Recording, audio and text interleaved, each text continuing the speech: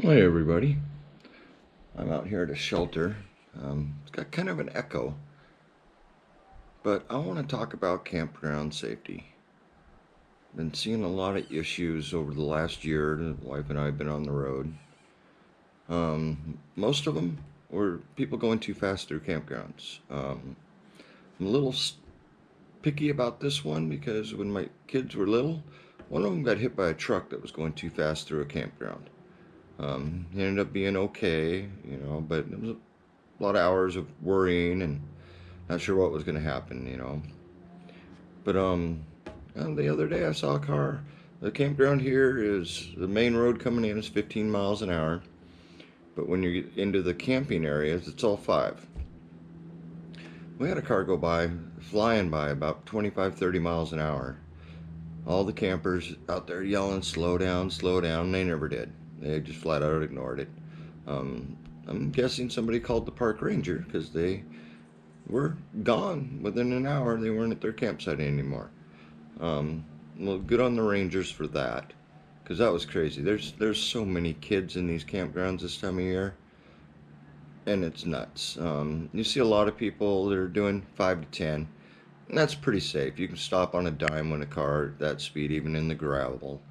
Um, but you still should be paying attention, and so many don't.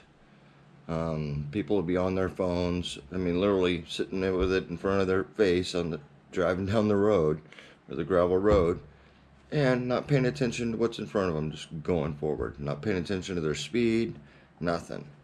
Um, Another issue we've been having, at least since we've been in this campground, is there's no fires allowed. Not even in the fire pits. There's a big sign right at the entrance says no fires.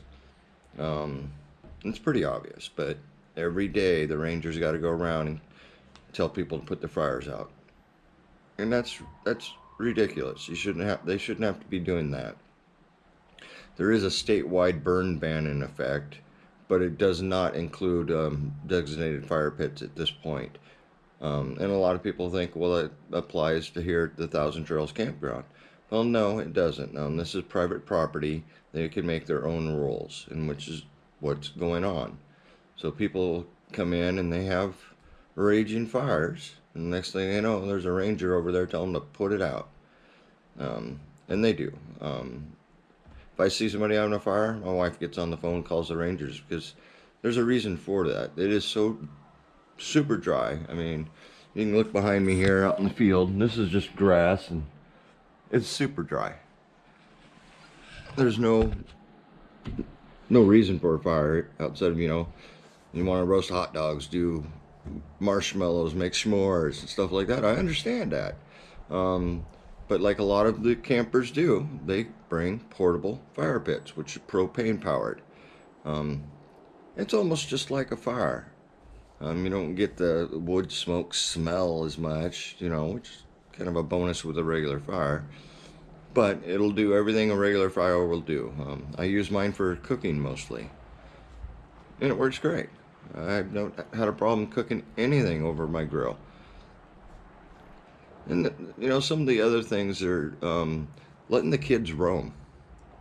They'll wander off and into other people's campsites, and the parents won't be paying attention to anything they're doing, and that's dangerous. I mean, I hate to say it's dangerous, but in society today, you got to know where your kids are and what they're doing. We had a couple groups camping around us. Their kids wouldn't stay out of our campground, or our campsite, I should say.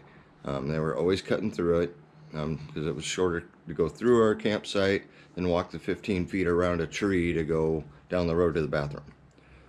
Their parents didn't care. That kind of, they're weekenders. I'll give them that. They aren't people that do it a lot. And another thing on the driving safety is we had a guy taking the corner right by where we're camped, and he had a really long truck and trailer and was not paying attention to where his trailer was traveling behind him. He ended up crashing his trailer on its side into the bathroom. The only reason it didn't flip over is it hit the bathroom. He ended up tearing the whole side of his trailer off because he wouldn't wait for, somebody to come over and give him a hand getting basically unstuck from the bathroom. He just got angry, ripped it off, then took off. The Rangers did find out who it was and did contact him later on, but it is a hit and run type thing. He did not stay at the scene. He just left. He's like, heck with this, I'm going home. In some ways, I understand, but he should have waited till he got help. The campsite I'm in, there's a big cedar tree. I don't know, about 10 feet from my motorhome. And you can see where somebody backed right into it, took a big old hunk out of the tree. I don't know how. For where I'm parked, you can pull forward and back straight in. Not an issue, whether you're running a fifth wheel, whether you're running a trailer or the motorhome. There's no reason to be hitting stuff. Get out, look around before you back up. Make sure your area is clear of obstacles. I saw a picnic table the other day in one of the sites that was just crushed because someone backed right over the top of it. Didn't get out and look. Must have just not been paying attention. Backed their whatever right over the top of that picnic table. And it's obvious they left and went to a different site. But it's still another one of those. How hard is it to pay attention 100% to your surroundings when you're moving or driving in a campground? I ride my bike a lot. I mean, I put like 40 miles on it since we've been here, and sometimes I'm going pretty fast on it. Sometimes I'm going really slow, depending on where I am. If I can hear the kids playing, I slow down. I pay attention. There's nobody where I'm at right now. This area is hardly ever used, which is too bad. It's a nice little group area. There's no fire pit right here, but there is one out in the field behind me, a community fire pit, which you cannot use right now because they have the burn ban going on here in the park. And dogs. I don't know what to say about it. I have 4 dogs. I have 2 little Chihuahuas, Blue Heeler, Black Lab mix, and then my big guy, he's just a mix of all kinds of stuff, but all big dogs. They're never not tied up. They're never not caged up. There was a dog fight in the campsite 2 over from us because somebody let their pit bull run. And he didn't like the look of a dog, went over there and attacked him. You got to keep your dogs under control. My Ruby, she's the most gentlest dog ever. I hate having her tied up, but that's the rules. I'm going camping here in a couple of weeks with a buddy of mine. He's bringing two of his dogs. I'm bringing probably 1 or 2 of mine. And she won't be tied up because we're not going to a campground. We're going out in the middle of nowhere and going camping. And she'll never be tied up the whole time. Because I don't have to worry about her. Now my big dog, he's not tied up. He's gone. And he's so stupid he'd get lost. But a lot of people don't keep control of their dogs. And all you got to do is either keep them on a leash, keep them in a kennel, whatever works for the size and type of dog you have. Not letting them do that and people just letting them run, that'll get you kicked out of places like this, which I'm pretty sure that's what happened to the owners of the one dog. He attacked another dog that was tied up. It's sad. It happens a lot, though. You wouldn't believe how many times I'll be sitting there and I'll look over and there's just a dog running down the road. Hear somebody yell for him, they'll come back. That's not keeping control of your dog. There are rules, especially in Thousand Trails, where you have to have 100% control of your dogs, just like your kids.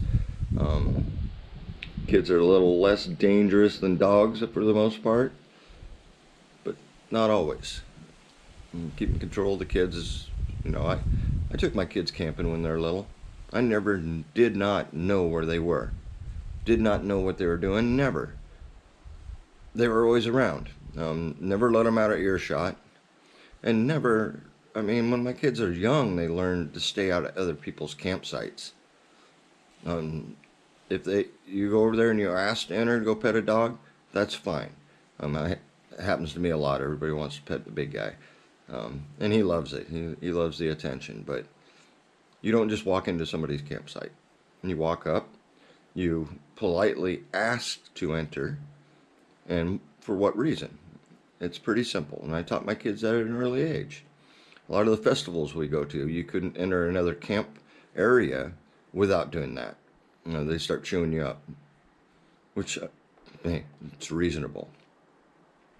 And another thing, at night, when you're driving through campgrounds, don't run your bright lights. Run your parking lights. It's plenty enough light to see at 5 miles an hour. You don't need your headlights. I mean, there's people sleeping in tents, there's people sleeping in RVs, or people like me that sleep in a hammock. Those lights are bright at night. And then it's not fair to the people already there having fun to blind them at night. And I found a lot of people don't like to turn off their porch lights. I got very low brightness lights. I got a red light along the edge of my rig. Does not broadcast a lot of light, but enough to see. I have some LEDs hanging off my awning. Not very bright, but enough to see. They will not blind a neighbor. We don't use our porch light unless we have a bunch of people over at night. Then we'll turn the porch light on. But as soon as we're done, we turn the porch light off because it's not fair to everybody else out there. And the same thing with people walking down the roads at night with flashlights or headlamps. And don't be shining them into other people's campsites. That's just rude.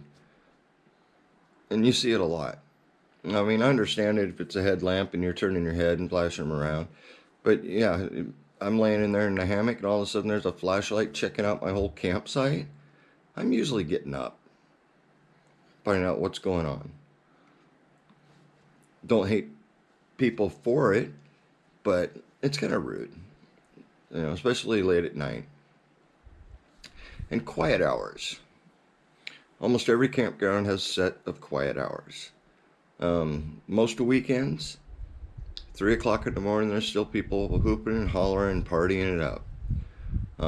I kind of understand. I used to be young and kind of stupid at one point, but how hard is it to just turn your music down?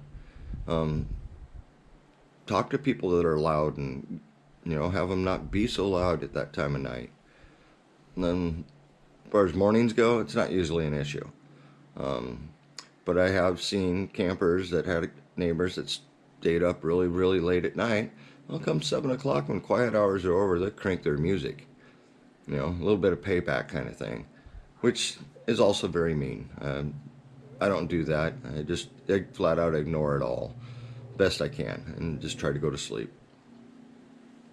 But no, I thought I'd share my thoughts on my thoughts about campground safety and etiquette. A lot of people, you're gonna have more problems. Less people, you're gonna have less problems. Like right now, it's a Sunday night. Campground, I'd say, is about half full. Mostly it's people that are staying for more than a week at a time. And there are a few families still here. The pools are pretty packed still, which, you know, as you can see, it's really nice out and hot. So the pools, I expect to be busy. That's just part of it. But, you know, I'm out here, I ride my bike around, I get to see a lot. And most people are very polite, very courteous. Even the people driving, or most of them are, but there's a lot that just don't pay attention, don't care, all about themselves, not about anybody else or anything else. I hate to see it. I know in state parks it's way worse than a private campground like this. I don't shy away from the whole thing because of it. It's just, you know, something you have to deal with. Just my thoughts, and thanks for watching.